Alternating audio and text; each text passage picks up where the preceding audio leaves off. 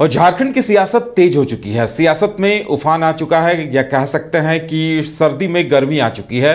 और ऐसे में शीतकालीन सत्र का आयोजन 15 तारीख से शुरू होने जा रहा है और उसे लेकर विपक्ष अभी से ही पूरी तरह से तैयार है। जाहिर सी बात है, ईडी ने लगभग 500 करोड़ रुपए, इनकम टैक्स ने 500 करोड़ रुपए जब्त किए हैं और ईडी की भी उसमें एंट्री हो चुकी है। वहीं दूसरी तरफ अब ईडी ने सीएम हेमंत को समन भेजा है।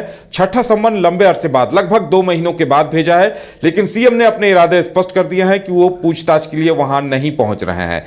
तो अब ऐसे में देखने वाली बात यह होगी कि झारखंड विधानसभा का जब सत्र शुरू होगा तो इसकी गूंज कहां तक वहां सुनाई देती है और किस तरह से पक्ष विपक्ष के बीच आरोप प्रत्यारोप का दौर शुरू होता है। कहा जा रहा है कि कांग्रेस रुपये बरामदगी को लेकर और जेएमएम ईडी के संबंध को लेकर बीजेपी के निशाने पर रहेंगे और इसे लेकर लगातार आरोप प्रत्यारोप होगा। हम लगातार बात कर रहे हैं कि झारखंड में 8वें दिन भी छापे की कार्रवाई चल रही है। बताया जा रहा है कि जमीन के अंदर अगर कुछ सोने जवाहरात अगर दबे हुए हैं तो उन्हें ईडी की टीम तलाश रही है। लोहरदगा वाले आवास में भी सर्वे किया जा रहा है और उसी तरह रांची स्थित आवास में भी धीरज साहू के आवास में सर्वे की कार्रवाई हो रही है।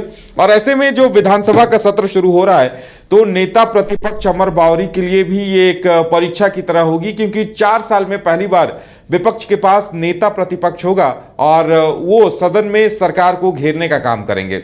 ज्यादा जानकारी के लिए इस वक्त हमारे साथ हमारे संवाददाता मदन जुड़े हुए हैं। मदन, कांग्रेस को पैसों की बरामदगी को लेकर और जेएमएम को ईडी समन को लेकर बीजेपी घेरने को तैयार है, क्या लग रहा है इस बार? बिल्कुल, देखिए 4 वर्ष बीत चुके हैं हेमंत सरकार के इस राज्य में बने हुए, लेकिन पहली बार ऐसा होगा जब नेता प्रतिपक्ष के साथ सदन की कार्रवाई शुरू होगी और बीजेपी पुरजोर तरीके से सरकार को घेरने में जुटेगी।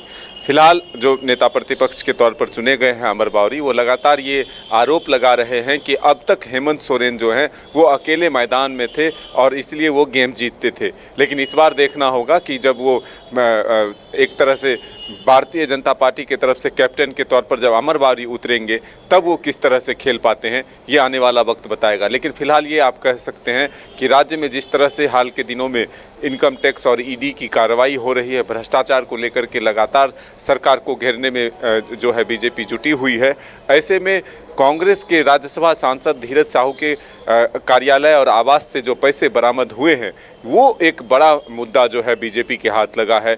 दूसरी तरफ ईडी के जो छठे समन भेजे गए हैं मुख्यमंत्री हेमंत सोरेन को, और फिर से एक बार पत्र लिख करके ईडी के समन पर मुख्यमंत्री ने सवाल उठाया। ऐसे में कई और ऐसे मुद्दे हैं, चाहे भ्रष्टाचार को लेकर के हो, चाहे कानून व्यवस्था को लेकर के हो, उन तमाम विषयों को बीजेपी इस बार पुरजोर तरीके से सदन के भीतर सरकार को घेरने के लिए उठाएगी, क्योंकि कुछ ही महीनों के बाद लोकसभा के चुनाव की प्रक्रिया जो है शुरू हो जाएगी और सरकार के पास जो है वो वक्त नहीं मिलेगा और अधिक काम करने को। तो ऐसे में पुरजोर तरीके से घेरने की कोशिश जो विपक्ष है उसके द्वारा की जाएगी। बिल्कुल मदन, लगता है कि काफी हंगामेदार भी होगा और शीत सत्र काफी गर्म दिखाई देगा इस बार। बिल्कुल, देखिए ये जरूर नाम का शीत सत्र होगा, लेकिन सदन के भीतर और सदन के बाहर पूरी तरह से गर्माहट देखने को मिलेगी। चाहे सत्ता पक्ष हो या विपक्ष हो, दोनों अपने तरीके से तैयार है।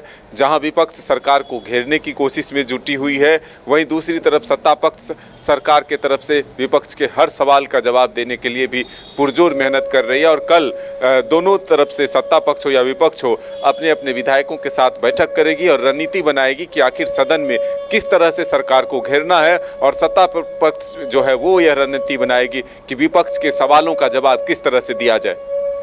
चलिए मदन, हमारे साथ जुड़ने के लिए और तमाम जानकारी देने के लिए आपका बहुत बहुत धन्यवाद। तो देखने वाली बात यह होगी कि विधानसभा के शीतकालीन सत्र का आगाज होता है तो किस तरह से हंगामा होता है, किस तरह से सवाल जवाब, जन मुद्दों पर कितनी चर्चा होती है और क्या सत्र हंगामे का भेंट चढ़ता है, ये भी देखने वाली बात होगी। लेकिन इतना तय है कि जिस तरह से इस बार ये 2 गंभीर मुद्दे विपक्ष के सामने हैं, एक तरफ पैसों की बेहिसाब पैसों की बरामदगी हुई है। बताया जा रहा है कि लगभग 300 करोड़ रुपए गिने जा चुके हैं, जो कि 500 करोड़ रुपए भी हो सकते हैं। इसके साथ लॉकर से, बैंक अकाउंट से भी जो पैसे बरामद हुए हैं उन्हें लेकर भी अभी तक सीजर लिस्ट हालांकि आईटी की तरफ से नहीं आई है, लेकिन इस पर हंगामा खूब जमकर होने वाला है।